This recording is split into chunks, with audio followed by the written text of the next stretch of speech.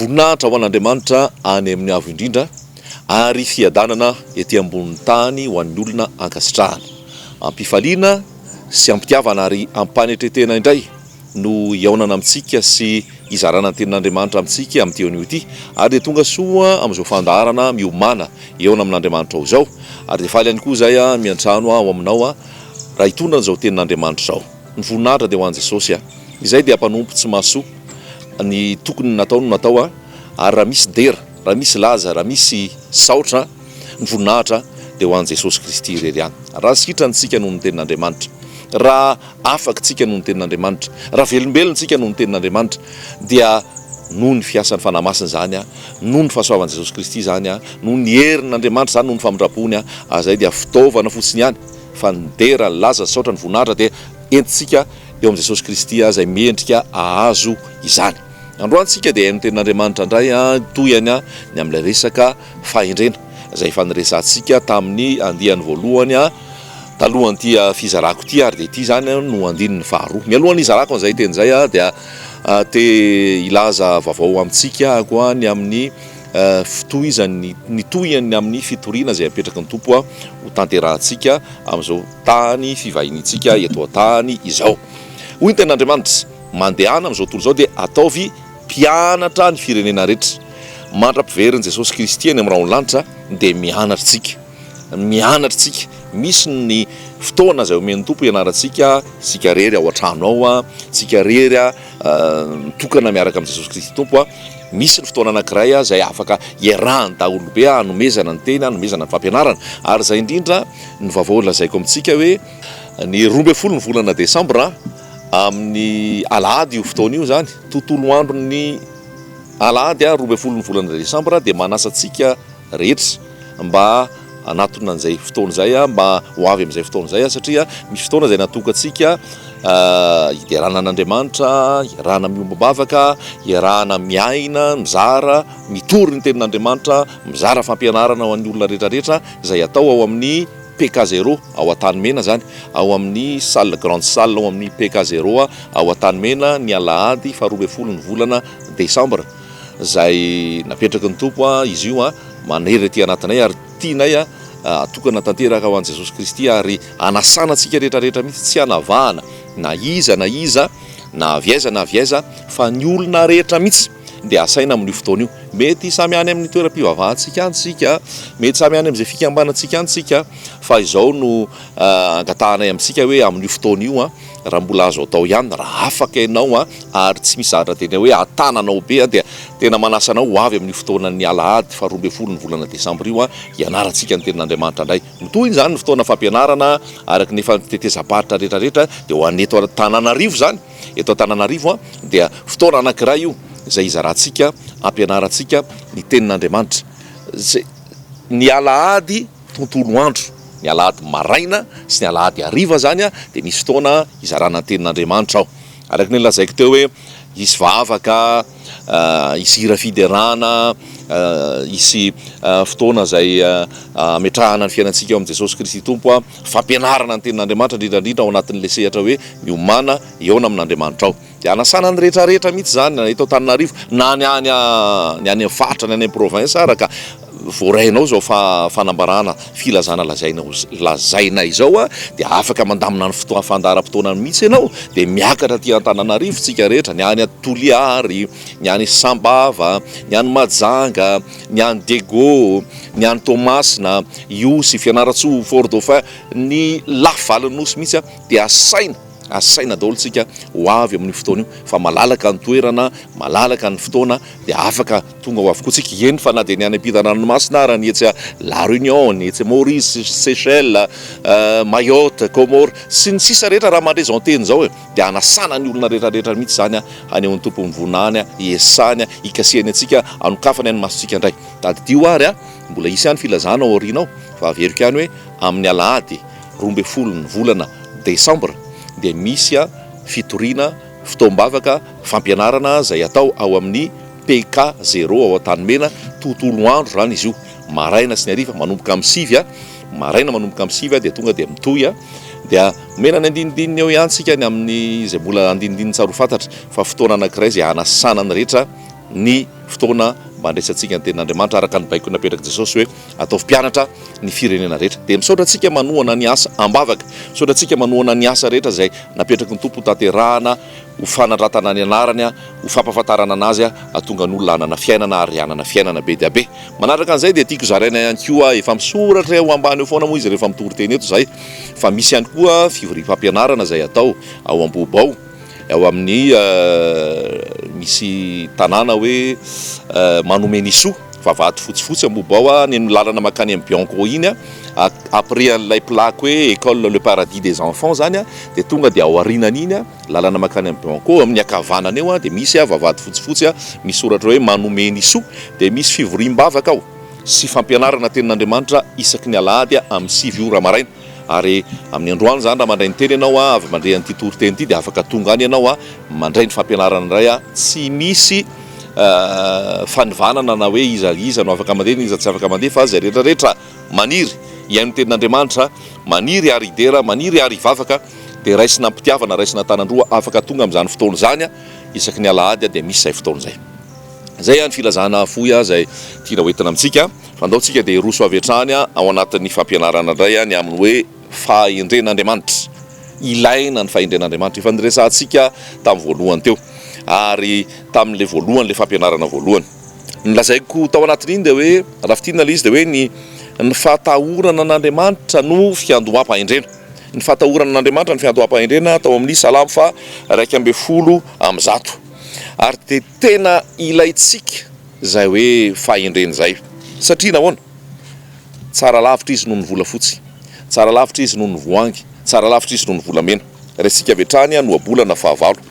oabolana fahavalo andininy fahafolo, oabolana fahavalo andininy fahafolo aza ny volafotsy no raisina fa nianatro ary aleo ny fahalalana toy izay ny volamena voafantina fa ny fahendrena dia tsara noho ny voangy ary ny zavatra irina rehetra tsy azo ampitaina aminy. Solomona mpanjaka no manambara ny amin'ny resaka fahendrena ary olona miaina ny famarinany tenin'Andriamanitra ny mpanjaka izany olona nahazo fahendrena avy amin'Andriamanitra zany mpanjaka izany ary olona nanan-karena tsy tapesipeseniny zany fa rehefa teo anoloan'ny famarinana izy dia ozy izy hoe volafotsy ve, volamena ve, voangy ve, tsy azo arina fahendrena zany, tsy azo arina amin'ny fahalalana zany fa tsy ny fahendrena ny tsara, ny fahalalana ny tsara ary napetrany amintsika ihany koa zany, apetraka amintsika zay mandray izao tenin'Andriamanitra zao zany hoe zay ny tena hoe tombany ny fahasarobidiny zany hoe fahendrena zany tia nampitaina amintsika zany zavatra zany. Ny volafotsy ho levona,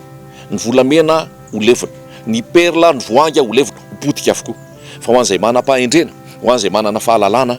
dia hitahiry azy zany ho amin'ny fiainana mandrakizay raha fahendren'Andriamanitra, raha fahalalana avy amin'ny tenin'Andriamanitra. Ao amin'ny oabolana fahaenina ambin'ny folo, oabolana fahaenina ambin'ny folo dia misy an'izao koa voasoratra ao amin'ny andininy fahaenina ambin'ny folo, oabolana fahaenina ambin'ny folo andininy fahaenina ambin'ny folo hoe tsara ny mahazo fahendrena noho ny volamena ary tsara ny mahazo fahalalana noho ny volafotsy. Tsara ny mahazo fahendrena noho ny fahalalana, tsara mahazo fahalalana noho ny volafotsy, tsara ny mahazo fahendrena noho ny volamena, tsara mahazo fahalalana noho ny volafotsy. Ny zavatra masarika antsika olombelona amin'ny mahatsika olombelona voateraka mihitsy zany hoe amin'ny maha-natiora antsika dia misy izay hoe te hiary, te hanana, dia azo vatsoa, volamena, volafotsy, harena maro. Fa ny tenin'Andriamanitra dia milaza amintsika hoe mihoatra noho izany ary tsara lavitra noho izany dia ny fahendrena. Verenana kely ny amin'ilay hoe tahotra an'Andriamanitra ny voaloham-pahendrena. Fa ahoana ary no azona an'ilay tahotra an'Andriamanitra? Misy ny miteny hoe te hatahotra an'Andriamanitra ihany, te hanao tsara ihany, fa ohatrany hoe le tsara zay tiako atao tsy vitako fa le ratsy zay tiako atao no mbola mibahana foana. Mahereza matoki fa ny tompo hiasa anafaka anao amin'izany ka zay tsara tianao atao dia ho tanteraka ane zany ary le ratsy tsy tianao atao intsony dia tena amin'ny anaran'i Jesosy tsy ho tanterahanao intsony zany satria le miracle ao amin'i Jesosy misy fanovana ao amin'i Jesosy ary zay ny maniry anay eto amin'ity miomana eo amin'Andriamanitra ao ity. Tadidiko le tenin'ny Petera sy Jaona rehefa teo amin'ny vavadiny tsara endrika ka nisy an'le lehilahy nalemy teo dia hoy Petera hoe tsy manana vola fotsy na volamena omeko anao Nitranga zavatra nisy tamin'indra lehilahy inge dia izao hoe nalemy izy ka na volamena amin'ny taonina ara nomena azy teo tsy hanala an'iny fahalemena iny, na volafotsy amin'ny taonina ara nomena azy teo tsy hanala an'iny fahalemena iny. Ary tsy zay ny solution, tsy zay ny vahaolana. Ary lazaiko amintsika tsirairay avy koa tsy volamena na volafotsy ny vahaolana, fa ho Petera tsy manana volafotsy na volamena omenanao, fa zay ananako nomeko anao amin'ny ananan'i Jesosy Kristy mitsangatsangana. Zay le fahendrena, zay le herin'Andriamanitra, zay le fiainana avy amin'ny tenin'Andriamanitra hoe tsy nangataka teo foana iny mpagataka iny, ary iny nety nionona tamin'ny vola nomena azy, sakafo, ny fitafiany sy ny sisa, fa de nahantra sy nalemy teo foana. Fa hoy Petera hoe tsy volafotsy sy volamena nomeko anao, fa ambony ny volafotsy sy ny volamena, mahery noho ny volafotsy sy ny volamena, tsara noho ny volafotsy sy ny volamena, izy amin'ny anaran'i Jesosy Kristy mitsangatsangana. Ary zay ny manery anay ao anatin'izao miomana eona amin'Andriamanitra ao zao hoe tsy zavatra ny tany zay ho levina sopotika, tsy volamena sy volafotsy zay ho levina sopotika. Ilaina ny miaina, ilaina ny vola, ilaina ny fitaovana, ilaina ny fananana, fa izao ny tena ilaina dia fahendrena, mba hahafahanao miaina araka sitrapon'Andriamanitra. Ny tena ilaina dia ny fahalalana ny tenin'Andriamanitra, mba hahafahanao olona ankasitrahan'Andriamanitra mandritra ny fiainanao eto tany. Ary ny fiatombohany dia ozy izy hoe ny tahotra an'Andriamanitra. Ahoana ary no azona an'izay tahotra an'Andriamanitra izay? Dia mandeha indray tsika ato amin'ny ohabolana avy hatrany, ohabolana foana moa zany ny tena hitantsika ny amin'ny hoe fahendrena. Ohabolana faharoa andininy voalohany: anaka, raha raisinao ny teniko ary raketinao amponao ny didiko, ka atongilanao amin'ny fahendrena ny sofinao, ary ampitandremanao fahalalana ny fonao, ary raha miantso ny fahalalana ianao ary manandratra ny feonao ahazo saina, raha mitady azy toy ny fitady volafotsy ianao, ary mikatsaka azy toy ny fikatsaka arenana fenina. Hatreo averiko fa misy teny mavesatra mila raisintsika ao: raisinao, raketinao, atongilanao amin'ny fahendrena ny sofinao, ampitandremanao fahalalana ny fonao, miantso ny fahalalana ianao, manandratra ny feonao ianao, mitady azy toy ny fikatsaka volamena, volafotsy ianao, mikatsaka azy toy ny fikatsaka vola arena fenina. Zay zavatra zay hitantsika zany misy sérieux misy hoe filofosana raha te hiaina araka ny tenin'Andriamanitra. Marina fa fahasoavana ny namonjena ary fahasoavana ny zavatra rehetra, fa izao ao anatsika ao ve misy famatorana ara-panahy, ao anatsika ao ve tena tsy misababaka intsony, ao anatsika ao ve tena misy tena hoe amin'ny teny frantsay hoe détermination, tena hoe fahavononana tsy hiodika viana kavanana na hembotra fa handroso mandrakariva hoe ity ny lalana famarinan'ny tenin'Andriamanitra, ny baiboly, Jesosy Kristy, ary ao amin'ny fahamatorana ve ny andraisako ny tenin'Andriamanitra. Manahoana ny fahazotoantsika rehefa miasa, manahoana fahazotoantsika jereva reny olona mandeha any amin'ny carrière reny hoe any Ilakaka na any aizany misy minina, fa tena hoe mandao tany, mandao ny fiarahamonina, mandao ny fianakaviana, mandao ny toerana nisy azy reny ary mandeha any fovo maraina hatramin'ny hariva, ao dia miady lavaka mba hazona an'ilay vatosoa, mba hazona an'ilay volafotsy, hazona an'ilay volamena. Dia hoy ny tenin'Andriamanitra hoe raha mikatsaka ny fahendren'Andriamanitra ianao ohatry ny fikatsaka ho an'izany, dia tsy ho verimainy zany, tsy ho verimainy zany, tsy ho lany andro fotsiny ianao, fa hisy vokany zany. Avery koa ilay izy alohan'ny ahitana ny vokany. Raha raisinao ny teniko, tsy vita ny raisina fa raketinao am-po, dia atongilanao amin'ny fahendrena ny sofinao, ary ampitandremanao fahalalana fonao, raha miantso ny fahalalana ianao, raha manandratra ny feonao ianao, mitady azy toy ny fitady volafotsy ianao, mikatsaka azy toy ny fikatsaka harena fenina ianao. Andininy fadimy ny valiny: dia ho fantatrao marina ny fatahorana an' Jehovah, dia ho fantatrao marina ny fatahorana an' Jehovah, ary ho hitanao ny fahalalana an'Andriamanitra. Zay zavatra zay zany atoro antsika hoe mila fahamatorana, mila fahavononana, mila fandavatena, masotombo vavaka, mangataka fahendrena avy amin'Andriamanitra, mangataka ny tahotra an'Andriamanitra, masotombo mandinika ty baiboly ty tenin'Andriamanitra manomboka amin'ny Genesis ka hatramin'ny Apokalipsia, dia ao ny fahendrena, ao ny fahamarinana ny tenin'Andriamanitra, ary manana fanetretena. Andriamanitra manoatra mpiavinavina fa manome fahasoavana ao amin'ny manetretena, mba tsy orgueilleux ianao na orgueilleuse, hiavinavina, hevitra ny tenanao ho zavatra, hevitra ny tenanao efa mahay, fa ao anatin'ny fanetretena mandrakariva, ary dia tonga aminao ny famagin'Andriamanitra, tonga aminao ny fahasoavan'Andriamanitra. Tena hitoeranao amin'izany hoe fahendren'Andriamanitra zany ary ny amaranako azy, satria efa 10 minitra sisa dia mamelà hiteny aminao hoe le tena fahendrenany. dia Jesosy Kristy e, nafenina izy ato amin'ny noabolana, nafenina izy eo amin'ny salamo, nafenina izy eo amin'ny mpitoriteny, nafenina izy ao anatin'io fanekena taloha rehetrarehetra io, fa tonga amin'izay ny fanekena vaovao a dia Jesosy Kristy ilay fahendrena nafenina fahita, lay sagesse personnifiée. Dia tia koa nomenanao ty tenin'Andriamanitra ty ao amin'ny Korintianina voalohany a, izay nanambaran'ny Paoly azy mihitsy, satria betsaka ny olona malaza hoentra eto amin'izao tontolo izao e, betsaka ny filôzofy e, betsaka ny malaza teny fahendreny e, fa tsy mitondra fanasarana ho an'ny olona, tsy mitondra fanafahana amin'ny fahotana, tsy mitondra fanavotana ho an'ny firenena, fa ara-tsaina fotsiny, ary ny ratsy dia mirongatra foana, ny ratsy dia mirongatra foana, satria le fahendrena izao tontolo izao zany, le fahendrena avy amin'ny devolo zany, lay tsy mitondra fiainana zany, fa le fahendrena voalaza dia ambarako aminao ato amin'ity tenin'Andriamanitra ity, Korintianina voalohany a toko faharoa, Korintianina voalohany toko voalohany a andininy fa 4:20, fa amin'izay vao antsy kosa na jiosy na jentilisa dia Kristy zay herin'Andriamanitra sy fahendren'Andriamanitra, Kristy herin'Andriamanitra sy fahendren'Andriamanitra. Dia ato amin'ny andininy fa 30, fa avy aminy no nanaovana anareo ao amin'ny Kristy Jesosy izay nataon'Andriamanitra fahendrena, fahamarinana, fahamasinana ary fanavotana ao antsika. Ny tena fahendrena zany fananana an Jesosy Kristy ao anaty. Ny tena fahendrena dia Jesosy Kristy velona ao anatinao, hanananao tahotra an'Andriamanitra, hanananao fitiavana an'Andriamanitra sy fitiavana ny hafa rehefa avy eo. Ny tena fahendrena Jesosy monina ao anatinao ary manana ny fanamasina ianao. Amaranantsika azy, tena namaranantsika azy any amin'ity andinina ny faharoa ty a, dia ny Isaia 1:10, Isaia 1:10 andininy fa voalohany, ary isy lofo mitsimoka eo amin'ny fototry Jese, ary isy mitrebona avy eo amin'ny fakany, ary ny fanahan'i Jehova hitoetra ao aminy. Faminaninany amin'i Jesosy io dia ny fanahan'ny fahendrena sy fahazavan-tsaina, ny fanahan'ny fanoloran-tsaina sy ny faherezana, ny fanahan'ny fahalalana sy ny fahatahorana an Jehova, ary hoanitra kasitrahana amin'ny fahatahorana an Jehova.